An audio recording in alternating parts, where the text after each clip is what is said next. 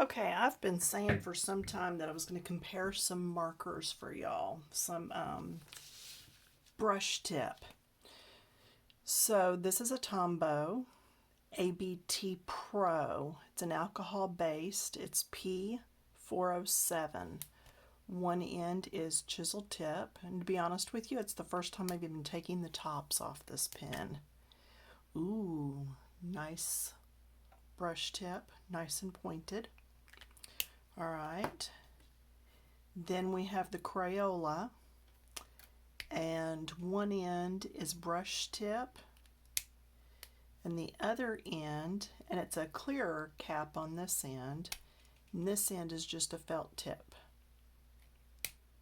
Okay, and it says on here just teal. All right, this is another Crayola. This one says, oh, and it's different on each end. So we've got teal there and blue-green here. On this one, we've got robin's egg blue and turquoise surf. Again, it's the Crayola. Then this one, brand new, again, have not even taken the top off. Faber-Castell Pit Artist Pen, and it's Phthalo Green, number 161. It's a brush nib, India ink, waterproof, maximum light fastness. Okay, and it looks like that. So, and then I found these at Hobby Lobby, and they were on a half price. So I thought, when am I going to be able to get that many twin tipped 36 count for 12 bucks? Well, yeah. So I bought them. Again, have not even opened them till now. Let's just pull one out. These are a water-based, and it's got a brush tip that's 3.5, and then a thin tip that's 0.4. So I used to do a lot of pen and ink drawings, and that's what that would be good for. Or just lettering, it's still good for that. This one also, the shape is different. It's actually in a triangle, so it fits in your hand really nicely. I like that. And then this end, that's what that looks like. All right, y'all ready to see how these work? Now, I have used these quite a bit. These are the Crayolas, and I use these like when I'm mailing out masks, and I use them to write on the envelopes. Those, oh, you know what I'm talking about. Those envelopes that are like yay big and they have the little thingy on the top. Anywho, so let's try and just see. Now I don't have anything under this. Maybe I should grab something and throw under. Just grab this little piece of scrapbooking paper that's laying over here, just so that I don't get the texture. All right, so I'm old school. I was actually taught to tilt the paper some, but I'm actually sitting at a little bit of a slant too. But so let's just pick the word Christmas. So my downstrokes are heavy, my light strokes are light. And that's how I do my lettering. Okay, so I'm coming up, it should be lighter, down, down, down,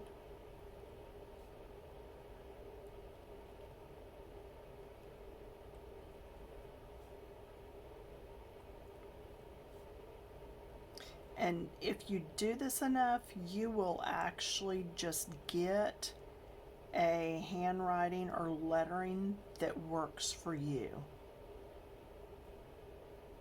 Okay, and then I do light on the across and heavy on the down. So that's the Crayola.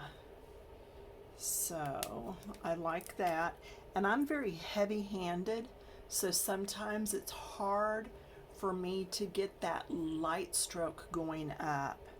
But this is Crayola. All right.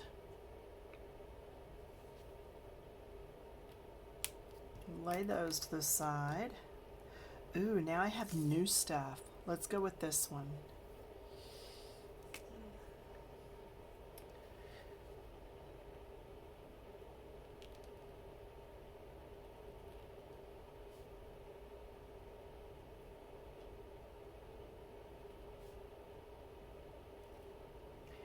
I can tell you it's much easier with brand new markers.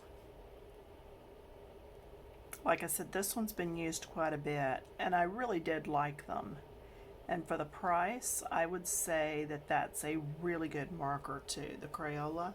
Okay, I like this one pretty well. You can see though, the tip is already curled just a slight bit from the pressure I put on it. So what I do is I kind of hit the tip a little and then put it back in. That just kind of helps straighten it so I don't bend it up. All right, and this is Master's Touch. So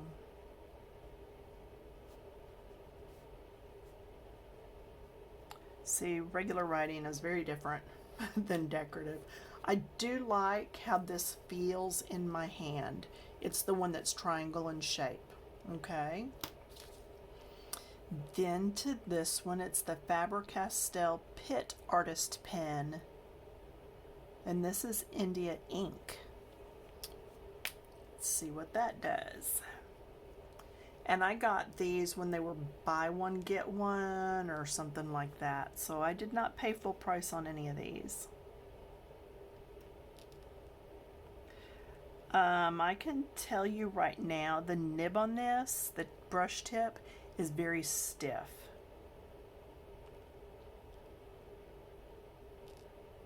I mean, I'm really having to push down. Now, that does mean that the upstroke is a whole lot easier though, too.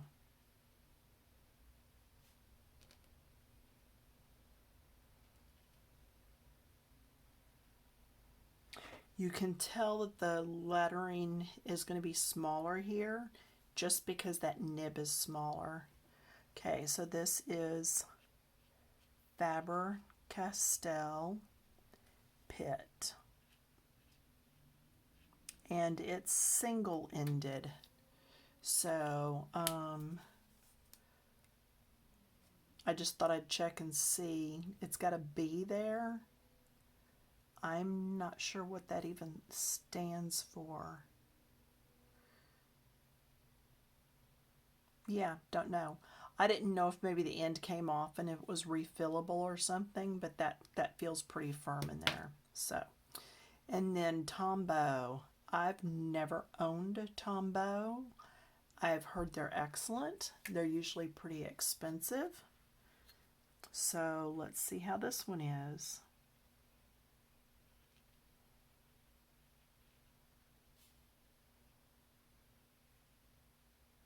Very juicy.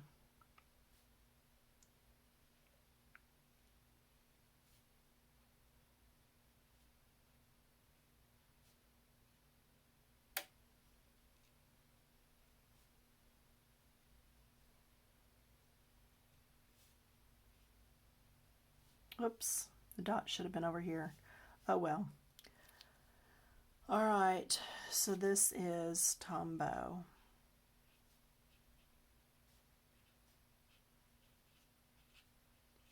And it's the Abt Pro. There are several different kinds of Tombow pens, and that one kept a good tip even after me smushing on it. So that's good. And the chisel is going to be good for lettering also. Now this time I'm just keeping it all down. I'm not lifting on the upstrokes or anything. Okay. And if you turned it on your 45-degree angle, I guess it would be this direction, you would get much larger, and it would be almost like a calligraphy, except it's awfully big.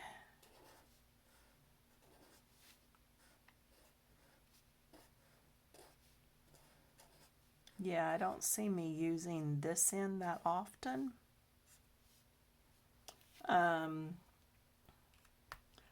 I think I'm not as impressed with the Tombow for what I've heard about it. I did enjoy... Okay, wait a minute. Were all three of these Tombow? Yes. So yes, I did like Tombow for this end. I wasn't impressed with the chisel. So this and this was chisel on Tombow. This was the brush tip. So yes, I did like that. Now for the price, I would still say these Crayolas, which was the first one, they're good. And their Crayola's a cheap brand, y'all. The Master's Touch, I like that pretty good. The Pitt is going to be a lot smaller, but it was nice too. Let's see if I had to rank them in order. You know, I think I'd have to play with them more before I could just rank them as to what was the best, in my opinion. And again, this is just typing paper. Well, it's a little heavier than typing paper. But let's see.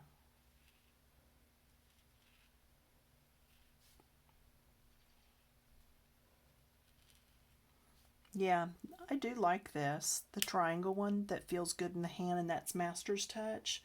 Oh, good. That's the one I got the whole set. So, good thing I like that one. Let's try this one again, the Tombow again, which is this one. So if we take it and just start lettering.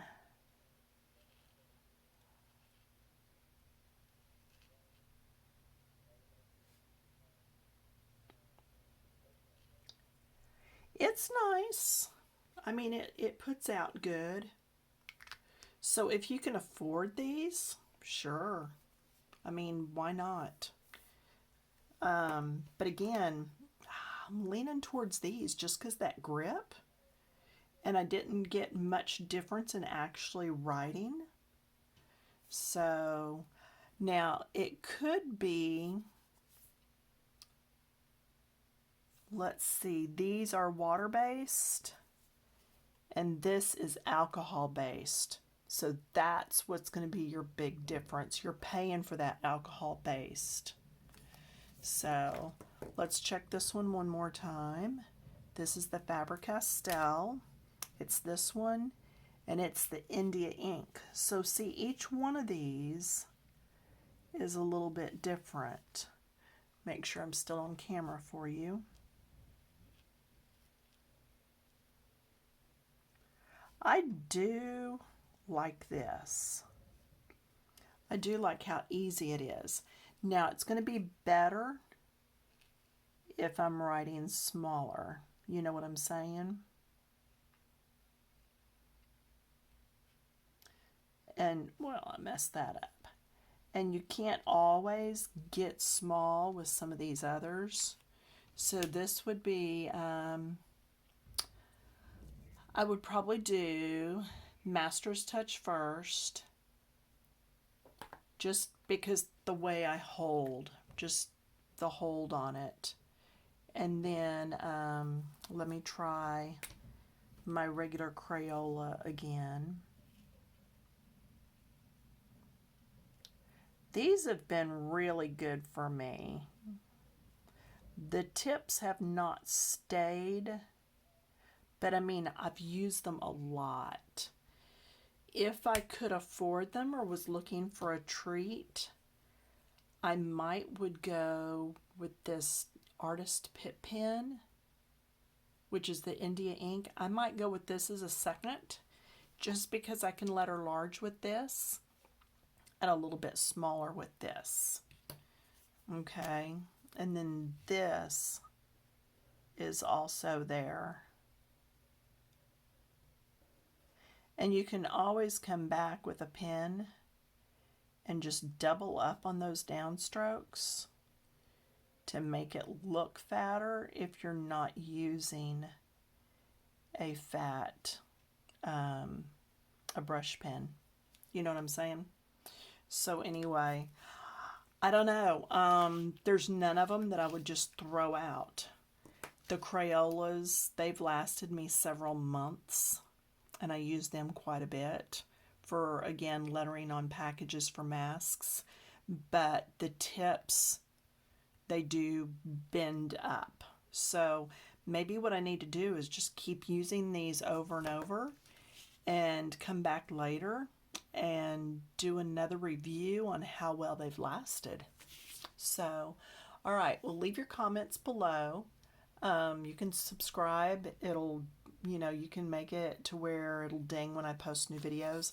I've not posted a lot. I have been thoroughly cleaning my room. So I'm going to take you and show you my sewing space. So hang on, don't get dizzy here. I'm going to go around. That's my scrapbooking and my ironing board.